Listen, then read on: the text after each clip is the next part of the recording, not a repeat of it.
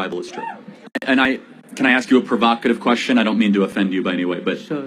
do you think that the moral system of India or the moral system of America, which is better?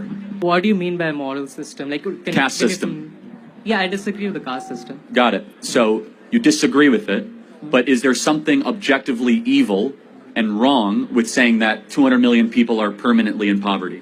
Again, I want to ask you, like, how do we ground objectivity? Like, what, like, for example, for scientific theories, like, we can, like, conduct experiments and say, okay, it's objectively true.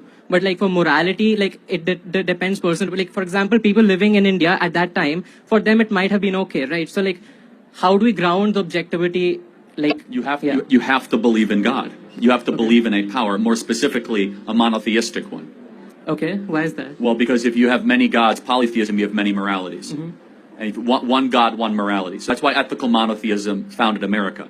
And so, of course, it's a faith claim in some ways, but we can use science also to get us pretty close to believing in God. From space, time, and matter, from the teleological argument for God, for how all the fine-tuning of our universe exists. But then in order, once you believe in a God, then you can then say there's an objective morality. If you don't believe in God, your position is correct. It's all just context. I do disagree with one thing that, like, because there are multiple religions, right? Multiple monotheistic religions. So how do you determine which monotheistic religion is true? So, well, why is mine true? Because because the resurrection is the most documented, followed, and proven fact of history.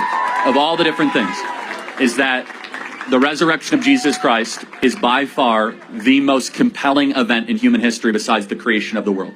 Is that we know Jesus existed, we know that he was killed, we have extra biblical sources that prove it, from Josephus, from the Talmud, to the historians of the day, and there are so many facts surrounding the resurrection that cannot be explained other than that Jesus actually rose from the dead. From why use female witnesses, we know that he was in the tomb of Joseph of Arimathea, we know that the tomb was empty. Where did Jesus' body go? For example, if you wanted to disprove Christianity, why didn't they just march through the streets with Jesus' corpse and say, nope, actually he is not risen from the dead, here he is right now.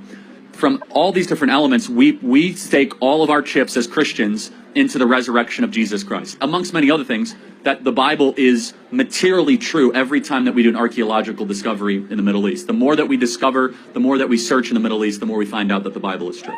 And